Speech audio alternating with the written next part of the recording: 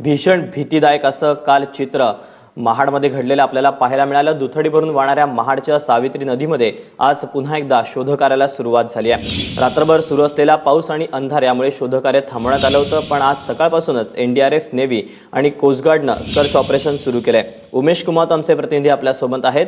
उमेश, बचाव कार्य सुरू झाल्याची माहिती मिळते, कशा पद्धतीने राबवलं जात आहे?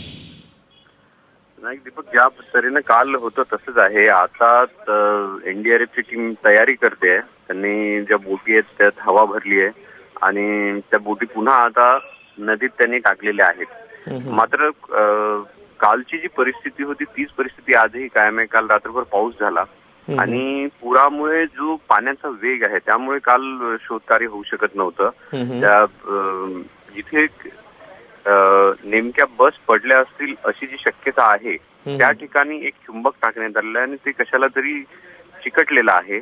तीच एक गोष्ट आहे जे असं वाटतं इथे जे एनडीआरएफ आणि बाकी इतर जे लोक आहेत त्यांना की ती कदाचित एखादी एसटी असावी किंवा कोणती तरी गाडी असावी। आता त्यासाठीच आता जे प्रयत्न होणार आहेत, इतर जे प्रयत्न आहेत शोधण्याचे ते सुरू झालेले आहेत, पण कालही त्यांना फारसं यश आलं नव्हतं। कारण की हा समुद्र किनारा जवळपास जिथे घटना घडली तिथून पासून समुद्र किनारा जवळपास एक 17-18 किलोमीटर आहे।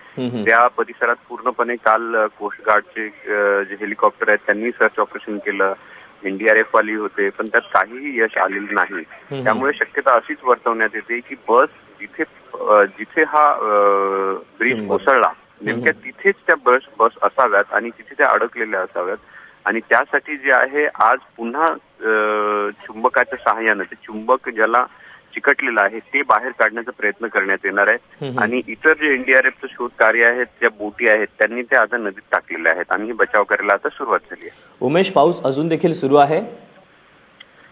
पाऊस आता सध्या बंद आहे, पण पावसाचं पूर्णपणे वातावरण आहे, केव्हाही पाऊस येऊ शकतो। काल दिवसभर असंच होत होतं, सारखं जोरदार पाऊस यायचा, थोडा वेळ थांबायचा, त्यानंतर पुन्हा जोरात पाऊस यायचा, थोडा वेळ थांबायचा आणि त्यामुळे जे बचाव कार्य करणारे जवान आहेत त्यांच्या कार्यात मोठा एक व्यत्यय येत होता। एकतर काल दुपारनंतर संध्याकाळी पाण्याची पातळी सुद्धा वाढली होती आणि ती पाण्याची पातळी अजून सुद्धा कमी झालेली नाही, त्यामुळे आजही बचाव कार्यात जर पाऊस आला तर व्यत्यय येऊ शकतो। निश्चितच उमेश, या सगळ्या संदर्भातले अपडेट तुमच्याकडून घेत राहू। तुर्तास धन्यवाद दिलेल्या माहितीबद्दल। तेव्हा कालच्या घटनेनंतरचे आत्ताचे ताजे अपडेट्स म्हणजे काल रात्रभर देखील या महाडच्या ठिकाणी पाऊस झालेला आहे आणि अद्याप देखील पावसाळी वातावरण असल्यामुळे कदाचित शोधकार्यामुळे अडथळे येऊ शकतात। काल जे चुंबकाला एक वस्तू चिकटली होती ती वस्तू नेमकी काय याचं गूढ देखील आज उकलू शकतं। जर पाण्याची पातळी कमी झाली, पाऊस जर कमी झाला तर कदाचित या सगळ्याचं नेमकं जे गूढ आहे ते उकलू शकेल। यानंतर वळूयात पुढच्या बातमीकडे।